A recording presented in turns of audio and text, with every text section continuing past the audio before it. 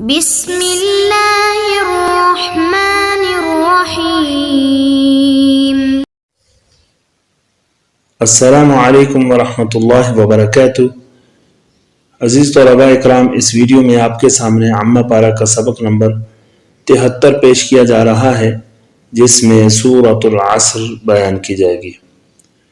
اعوذ باللہ من الشیطان الرجیم، بسم اللہ الرحمن الرحیم۔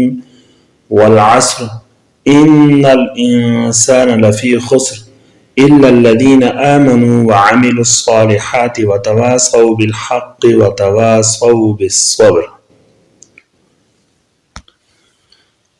امر اول یعنی اس سورت کا ترجمہ سن لیجیے گا۔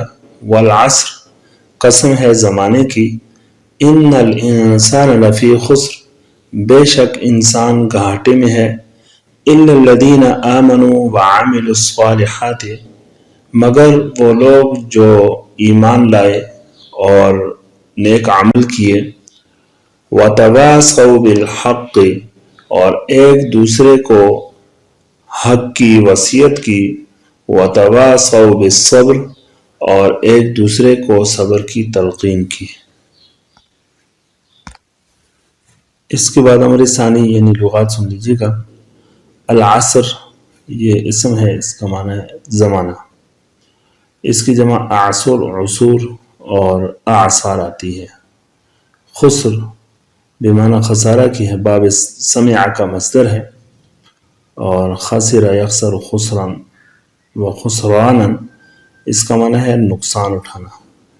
باقی اس کی صورت کی جو لغات ہیں وہ تقریباً ساری معروف ہیں اور ان کا بیان پہلے گزر چکا ہے۔ وتواصوا باب تفاعل سے جو ہے فعل ماضی صیغہ جمع مذکر غائب ہے، ایک دوسرے کو وصیت کرنا۔ اس کے بعد امر ثالث، اس صورت کی تفسیر سن لیجیے گا۔ تفسیر میں سب سے پہلے اس کا ربط ذکر کیا جاتا ہے۔ اس صورت کا ماقبل سے ربط جو ہے وہ ظاہر ہے کہ پہلے والی صورت میں غافلین کا ذکر تھا، اور اس صورت میں مومنین اور نیک اعمال کرنے والے لوگوں کا ذکر ہے اور اس کی تلقین ہے۔ والعصر، قسم ہے زمانے کی۔ اب اس میں العصر سے کیا مراد ہے، تو اس حوالے سے مفسرین کے کئی اقوال ہیں۔ ایک قول یہ ہے کہ العصر سے عصر کا وقت مراد ہے، اور دوسرا قول یعنی جس کو اکثر نے لیا ہے کہ عصر سے مراد زمانہ ہے، اور تیسرا قول یہ ہے کہ عصر سے مراد عصر کی نماز ہے، اور اس میں چوتھا قول یہ ہے کہ عصر سے مراد جو ہے وہ زوال آفتاب سے لے کر غروب آفتاب کا وقت ہے۔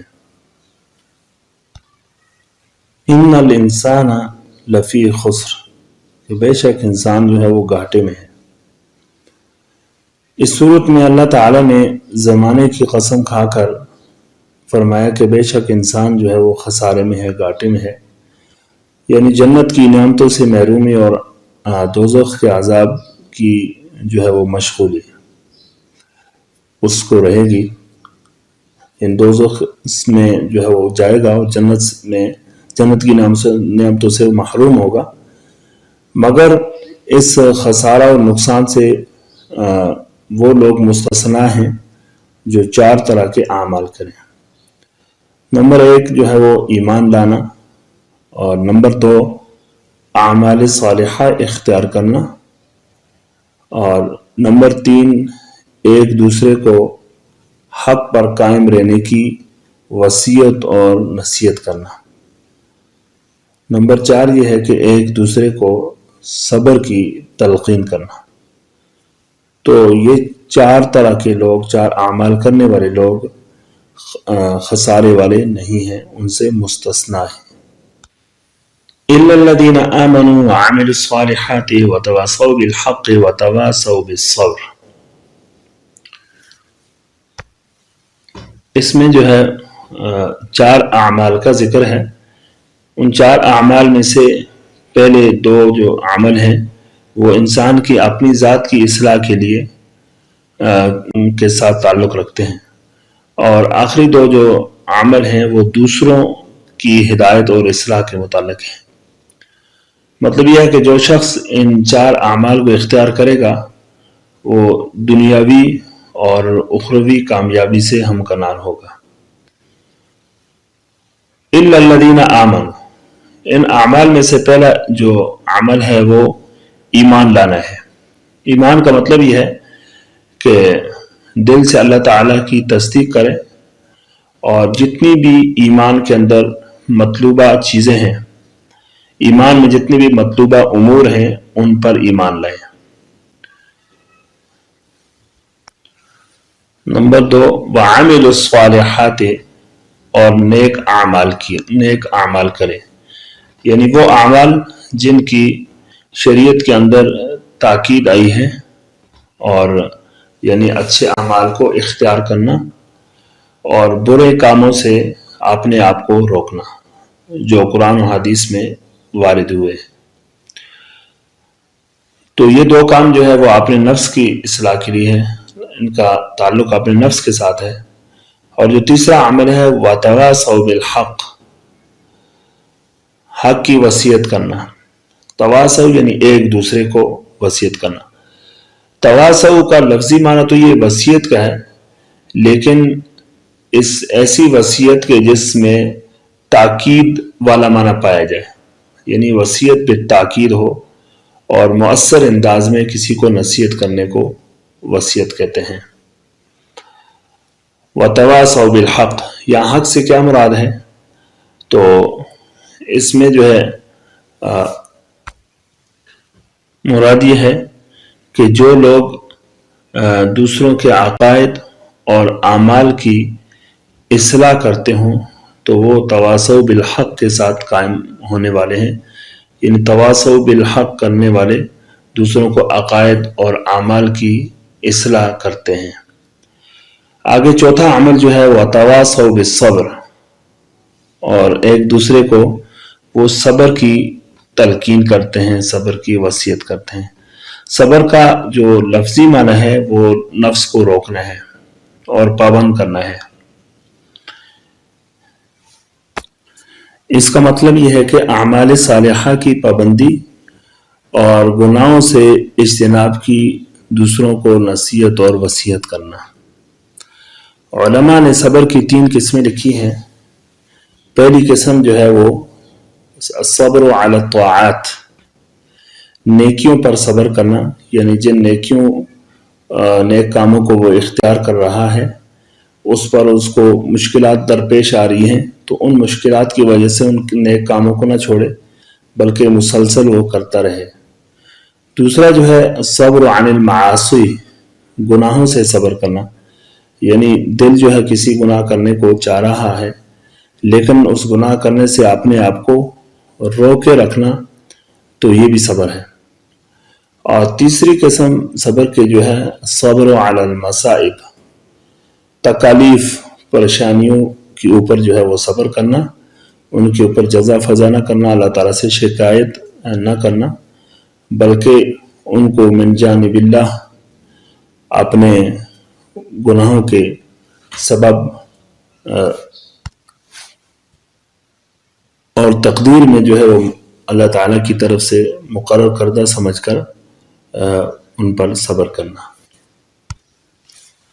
اس کی تفسیر میں جو ہے وہ آخری بات یہ ہے کہ قسم اور جواب قسم میں مناسبت کیا ہے۔ تو مناسبت سن لیجیے گا کہ انسان کے تمام اعمال، اخلاق، ایمان، حرکات و سکنات وغیرہ جو ہے وہ سب زمانے ہی کے اندر ہوتے ہیں، اور جن اعمال کی ہدایت اس صورت میں کی گئی ہے وہ بھی اسی زمانے میں ہی ہوں گے، لہذا اس مناسبت سے زمانہ کی قسم کھائی گئی۔ اس کے بعد امر رابع یعنی اس صورت کی ترکیب سن لیجیے گا، والعصر ان الانسان لفی خسر۔ اس میں جو ہے واو حرف جار ہے، یہ قسم کے لیے ہے۔ العصر مجرور، جار مجرور مل کر اقسم فعل محذوف کے ساتھ متعلق ہو کر قسم. انا جو ہے یہ حرف مشبہ بالفعل ہے، الانسان یہ مستثنی منہ ہے. اور آگے جو ہے الا الذین آمنوا وعملوا الصالحات وتواصوا بالحق وتواصوا بالصبر، یہ سارا جو ہے مل کر مستثنی متصل ہو جائے گا.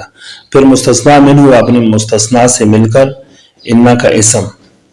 آگے جو ہے لفی خسر، لام برائے تاکید کے لیے، فی حرف جار اور خسر یہ مجرور جار مجرور مل کر شبہ فعل محذوف کے ساتھ متعلق ہو کر انا کی خبر. انا اپنے اسم اور خبر سے مل کر جملہ اسمیہ خبریہ ہو کر یہ جو ہے وہ جواب قسم ہے. قسم جواب قسم سے مل کر جملہ قسمیہ انشائیہ ہوا. پھر آگے جو ہے الا الذین آمنوا وعملوا الصالحات وتواصوا بالحق وتواصوا بالصبر. الا جو ہے حرف استثناء ہے، الذین اسم موصول، آمنوا فعل ہے اور ضمیر اس کا فاعل ہے، فعل فاعل مل کر معطوف علیہ و عاطفہ. عامل الصالحات بفعل فاعل اور مفعول به سے مل کر معطوف اول، واو پھر عاطفہ ہے.